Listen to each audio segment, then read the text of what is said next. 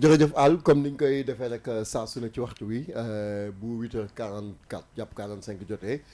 ci seen horoscope bi ñu pàccal ci fukki signes yi ak ñaar yi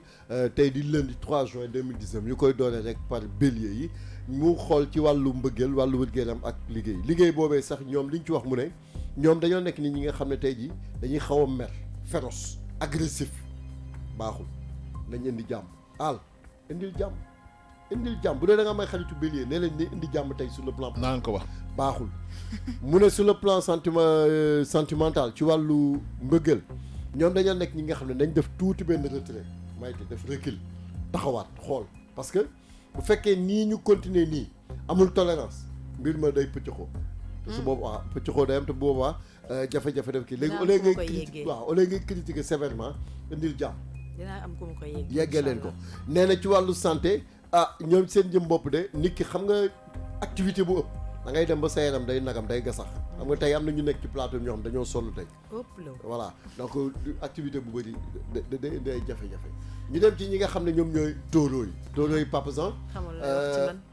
ñan ñooy kuy tóoroo xamal lay wax daal ok mu ne ñoom bu dee ay célibataire ngeen yéen ci seen jëm bopp di ngeen gis benn nit ko leen doon bëgganteel ci ginnaaw mu feeñaat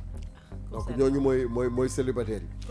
waaw donc ci biir loolu mu ne nag ñi nga xam ne ñoom ñoo am borom kër nee na day am benn insatisfaction boo xam ne dina ci nekk léegi nag ci biir loolu mun na am ay difficulté wala yow nga am gis-gis boo xam ne da nga ko bëggee te demewul comme ni nga ko xalaatee donc loolu yëpp dafay nekk est-ce que maa ko wax non kii bi moo ko horoscope bi léegi mu ne ci wàllu santé ñoom dañuy nekk ni ñi nga xam ne il faudra ñu gën a lekk équilibré xam nga bu nit ñi di woor te wooroo tamit sa lekk day yàqu bu baax donc loolu dafay nekk équilibre ndekki añ reer rek waaw non xaaral rek ci équilibre ne te sens pas visé Maïté ne te sens pas visé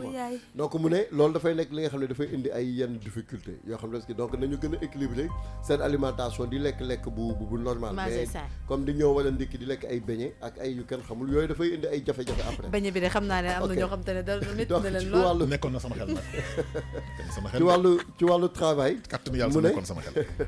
ci wàllu liggéey mu ne ñi ngi commencé di récolter vraiment fruit wu effort yi ñu def comme li ñuy wax ñàkk jëriñu nit ki loo mën a def ci àdduna rek xam nga laaj yi gis nga ko bon plan yu mucc ayib yi muy def léegi récolte fruit yi ñu ngi moom la mës a def waaw bon plan la mais mës a def dafa gën a mucc ayib waaw yow xool bàyyi wax jooju ok ñu dem ci Gémeaux yi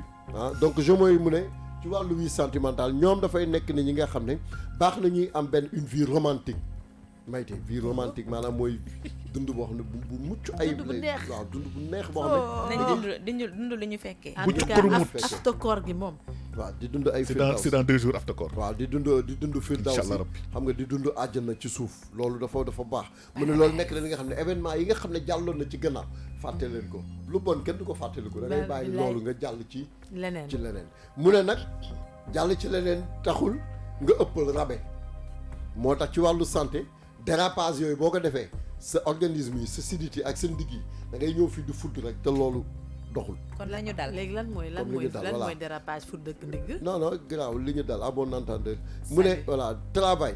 mu ne ñoom dañu nekk ñi nga xam ne day am une excellente imagination di xalaat di xool bu baax loolu dafa leen ni mën a jàppale ba yéen seen njaboot li nga xam ne da ngeen ko bëgg a liggéey wala ngeen xalaat pour def ko dafay nekk loo xam ne luy sotti lay dem ñu dem ci ñi nga xam ne ñoom ñooy cancer yi Papa Jean cancer yi ñoom dañuy nekk nit ñi nga xam ne bu ñu xoolee tey jii journée boo xam ne la baax na trop pour ñu mën a xoolaat seen i affaire xool effort yi nga xam ne ñu ngi koy defal jëmale ko ci seen vie sentimentale dañ ci am ndam ci wàllu santé ñoom dañ nekk ñi nga xam ne confiance bi nga xam ne amoon nañ ko optimisme bi nga xam ne am nañ ko nañ ci continuer dañu moytu lu jëm ci épuisement jëm également ci anxiété loolu moom baaxul Maïté léegi nag ci biir loolu nee na il faut nga am moral d'acier c'est normal ñun cancer yi suñ moral day dëgër këj voilà léegi mu ne ci wàllu travail ñoom dañuy nekk ni ñi nga xam ne sur le plan professionnel wax dëgg neex yàlla nañu gën a améliorer seen conditions de travail pour ñu mën a am ndam ci li nga xam ne dañ koy bëgg ñu jàll ci lion yi mu ne ñoom bu dee lion yi ay célibataire lañ dañuy nekk ni ñi nga xam ne tey xalaat nañ pour dugg en action maanaam bu ñu buggee benn gel wala ñu bugg kii àll boo nekkee lion yi bugg benn gel man je suis pas sa xel non waxuma la bugg benn gel sa xel non damay kenn du ko dugal mais man témoin laa koy jël nañu waxante dëgg nag témoin laa koy jël bu ma jël témoin de bu ma témoigné loolu maa ngi weeru koor nañ ne maa ngi jégalu kattanu yàlla bàyyi ma maa ngi jégalu su fekkee ne da nga am nekk célibataire maanaam nga nekk lion boo xam ne mënoo am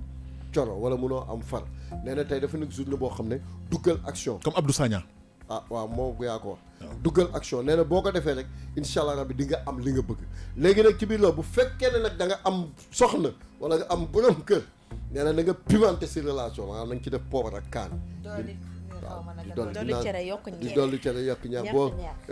boo tàngalee meew mi ba mu tàng nga jël tuuti poobar def ko si pëy loolu dafay nekk loo xam ne lu baax lay doon ci ak a mën a faj waaw ak leneen sax mu ne santé na nga def loolu parce que dafay nekk li nga xam dafa lay yokk cawarte yokk la kàttan mu ne ci wàllu travail yéen da ngeen nekk nii nga xam ne ci Lions yi tey journée tey bi baax na vraiment pour ngeen gën a am courage xam nga gars yi gën leen encouragé ci yenn waxtaan yi parce que dafay nekk loo xam ne daf leen di jàppale ba ngeen am li ngeen bëgg ñu jëm ci ñi nga xam ne Papa Zang moom mooy vierge yi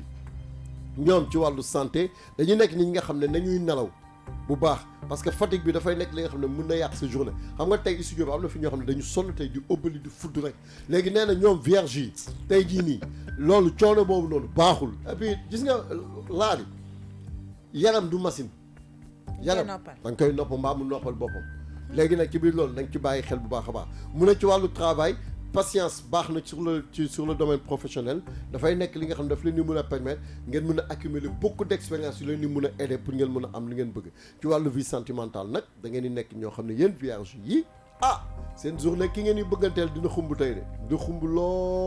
lool doy na waar mu ne nag ci biir loolu nekk na li nga xam ne yéen ci seen jëm bopp par rapport ak ne bu leen jéem a compliquer affaire yi bu leen yàq bàyyi leen rek affaire yi ni mu commencé nii mu wéyee ko parce que day mucc ayib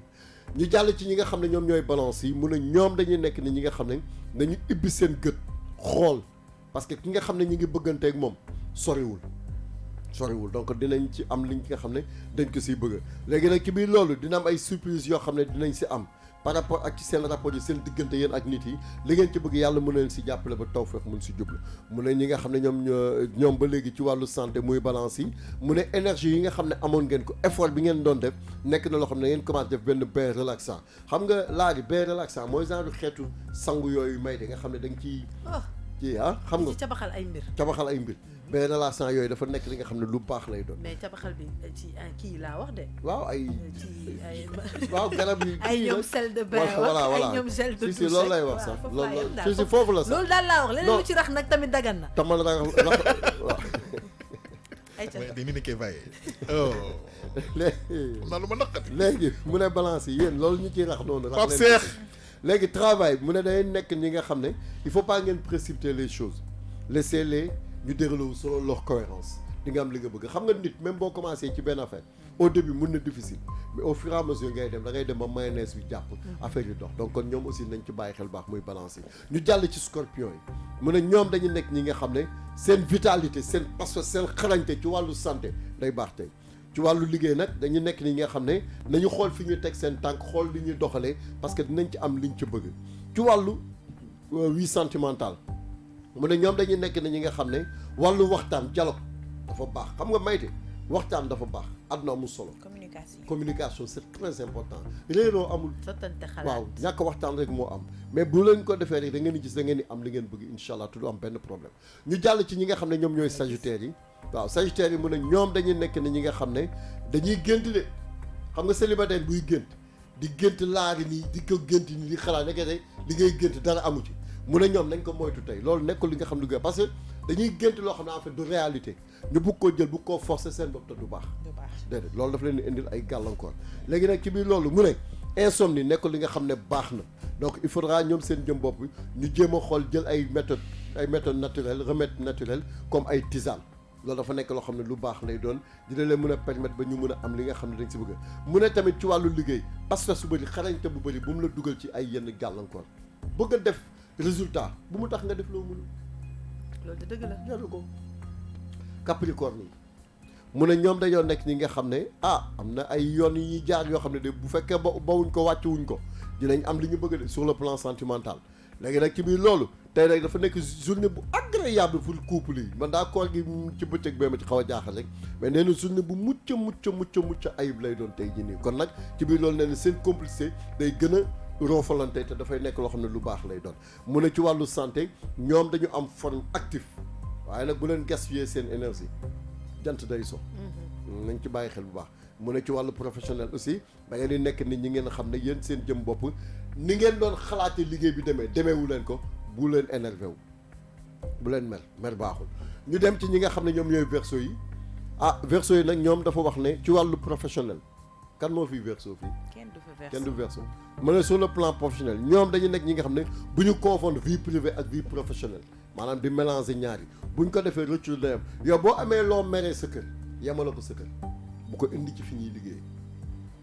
boo ko fi indee gars yi dañ koy jënd. te muy dëgg. ak leer lu munul nekk. ñu la gën a jeex jàmm ñoo fi. ñoo xam ne xamuñu jàmm sax boo koy jeex. wala nga ñëw sax ñu dalal la xam nga soo leen waxee seen xam nga yenn saa yi famille lay doon. soo demee sa jàmm kër ngay jëm a indi fii boo meree sa kër. waaw bu la sa jabar mbéjee.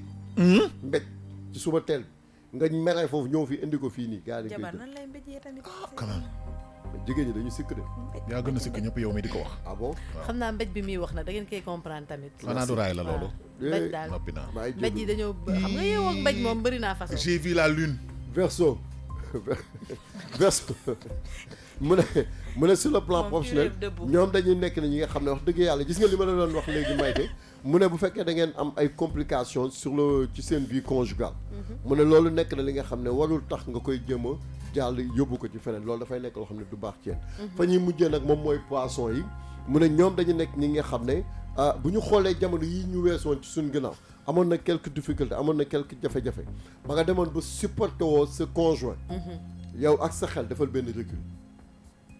mais yàqul pas. waaw introspection dafa baax yenn saa yi. introspection voilà nga def ko léegi ci biir loolu mu ne ci santé da leen lekk ay légumes ak fruits maanaam xeetu pomme loolu orange am na solo. xeetu pomme orange banane poire raisin clémentine na lépp di Mandarine. jaxasoo na lépp di jaxasoo. waaw. raisin léegi jaratul dara. waaw kilo bi ça 3000 francs. ça court les rues waaw. 3000 francs garab bi ngay am nii paquet bi nii rek. nga jënd ko naa nga léegi di nee na motti day di lekk dem. nee na légume bi day lekk jaxatu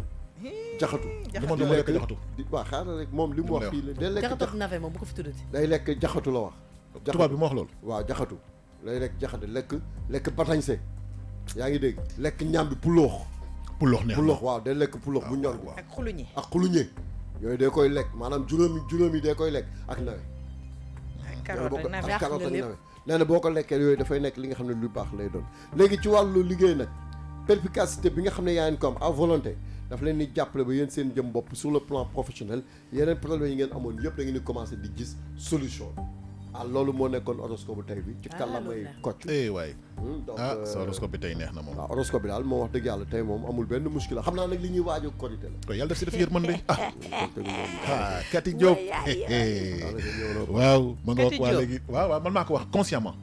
parce que daf ñu seetaan ndeysaan Kati voilà. non boobu am naa ci yóbbante waa kay kat yi ñu ngi lay jaajëfal bu baax a baax di la nuyu. wallaay di macha la allah sant di la gërëm di la gërëm ndax li ñuy juum. wallaay. jóoba jibba jooba jibba. comme ni ko sama maam doon waxee rek xale yu xamadi tey rek ngay wax maa tey. wayaay. noonu na neex naa ko def moomu neex ma. waa nga ne lan yow gis nga lan. daya la lune. Kati de am nga doom Kati de Willy Ndaw moo ma ko defal si benn kii benn photo la. nee na gis na lune bi. je te dis wayaay. xanaa Kati Diop moo la ko envoyé jant bu sow mi. Kati Diop moo la envoyé jant xam nga tey moom ko envoyé ak Willy Ndaw moom ko envoyé. xam nga àll day nekk Sénégal mais moom ci boppam mi ngi Australie. waa léegi Amérique. oui ma xam nga télécommande laay dama lay zappé de. ok a tàggool waaye si barkis bar soxla sama xarit nga. waaw copain. wayaay. voilà. Korité dans 5 jours.